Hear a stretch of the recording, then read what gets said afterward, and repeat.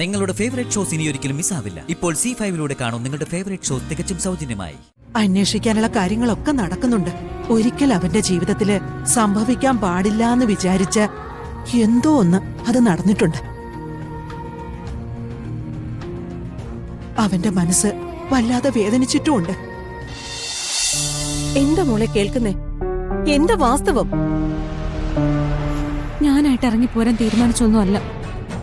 ഇറങ്ങിപ്പോവാൻ എന്നോട് പറഞ്ഞതാ. ആര്? വരുൺ തന്നെ.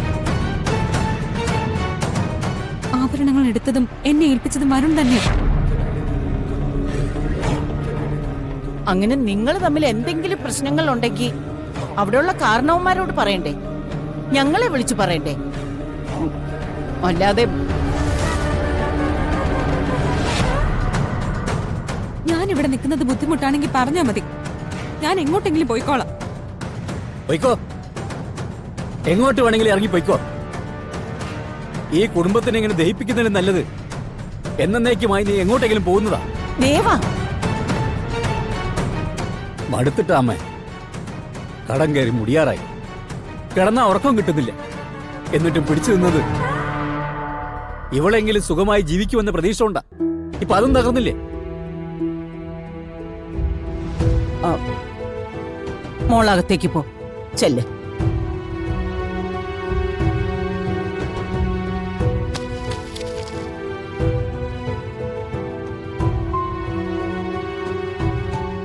ആദ്യം അവളുടെ മനസ്സൊന്ന് ശാന്തമാകട്ടെ, എന്നിട്ട് ഞാൻ ചോദിച്ചോളാം എന്താ ശരിക്കും ഉണ്ടായതെന്ന്.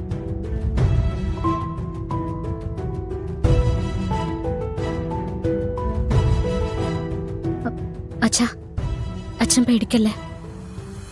ഈ ബന്ധത്തിന് ഒരു കുഴപ്പവും വരില്ല.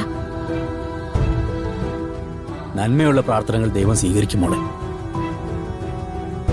ഇക്കാര്യത്തിൽ അതുപോലെ ഉണ്ടാവുന്ന അച്ഛന് വിശ്വാസമില്ല. അവളെന്നും എന്നെയും കുടുംബത്തെയും ചതിച്ചിട്ടേ ഉള്ളൂ. അവൾക്ക് അവളുടെ കാര്യം മാത്രമേ ഉള്ളൂ.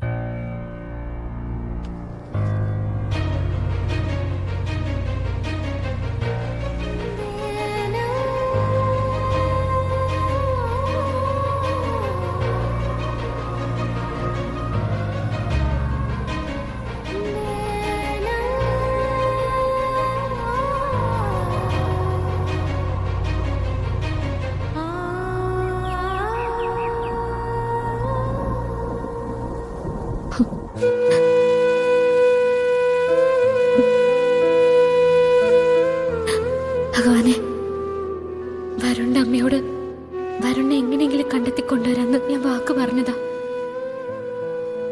ആ അച്ഛന്റെ ജീവൻ വരുണിന്റെ തിരിച്ചുവരവിന് വേണ്ടി കാത്തിരിക്കുക. വരുൺ എവിടെയുണ്ടെന്ന് എനിക്കൊന്ന് കാണിച്ചു തരൂ.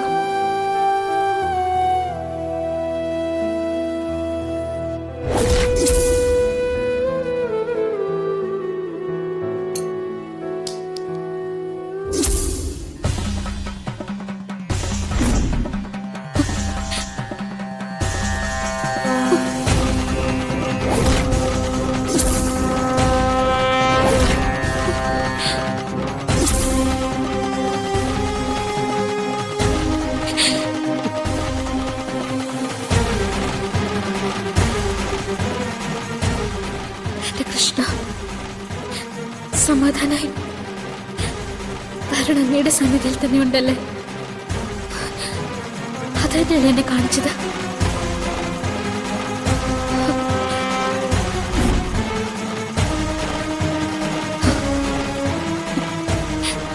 ഞാൻ കണ്ടെത്തിക്കോളാം.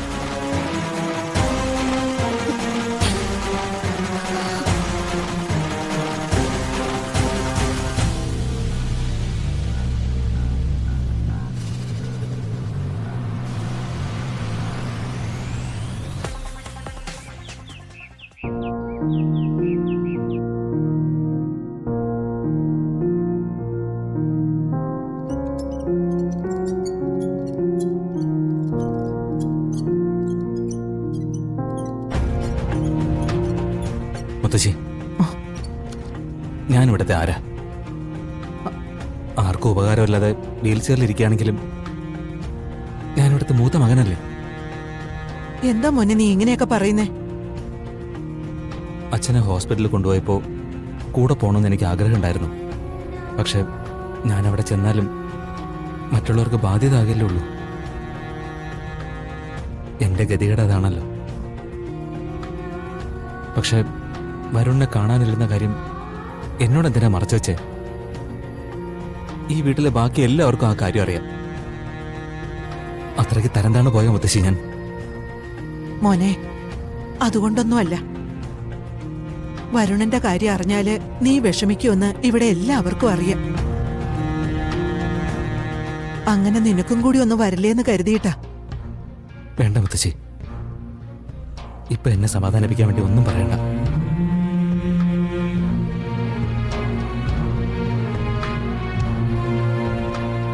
ആദ്യമൊക്കെ ഞാൻ കരുതിയിരുന്നത് കൽപ്പന മാത്രമാണ് എന്നെ അവഗണിക്കുന്നതെന്നാ.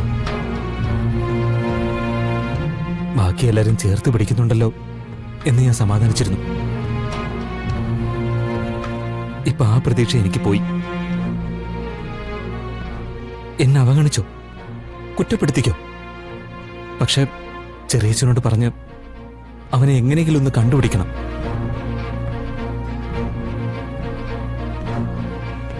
മനസ്സിൽ സങ്കടം നിറയുമ്പോ അവന്റെ അടുത്തിരുന്ന് ഞാൻ കരയുന്നത്.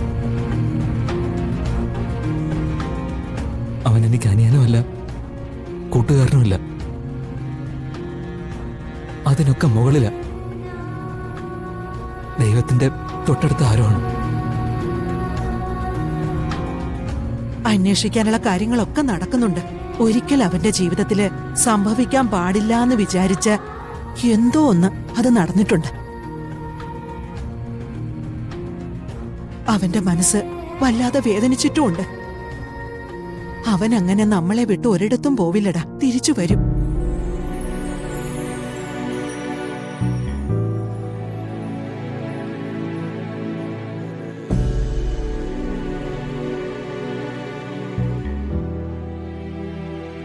കൽപ്പന, തനിക്ക് എന്നോടൊന്നും പറയാറുന്നില്ലേ? അത് പിന്നെ സൂര്യ, എല്ലാരും എന്നോട് പറഞ്ഞു സൂര്യ അറിയാതെ നോക്കണമെന്ന്. എന്നിട്ട് പിന്നെ ഞാൻ പറഞ്ഞ കുറ്റം എന്റെ തലയിലോട്ടാവില്ലേ? വരുണിന്റെ കാര്യത്തിലും ഏട്ടന്റെ കാര്യത്തിലും ഈശ്വരന് ചില തീരുമാനങ്ങളൊക്കെ ഉണ്ട്. അതല്ലാതെ വേറൊന്നും സംഭവിക്കില്ല. മോമ്പ, ഞാൻ മുറി കൊണ്ടുവിടാം. കൽപ്പന, നിന്നെ പലപ്പോഴും അവനെ എതിർത്ത് സംസാരിച്ചിട്ടുണ്ട്. നിങ്ങൾ തമ്മിൽ വാക്കേറ്റം ഉണ്ടായിട്ടുണ്ട്. പക്ഷെ അതൊന്നും അവനെ തിരയുന്ന കാര്യത്തിലുണ്ടാവരുത്. ചെറിയച്ഛനോട് പറഞ്ഞ് നീ എല്ലാ കാര്യങ്ങളും നോക്കിക്കോണം. ഡൗൺലോഡ് ചെയ്യൂ C5 ആപ്പ്. കാണൂ എല്ലാ എപ്പിസോഡുകളും സൗജന്യമായി.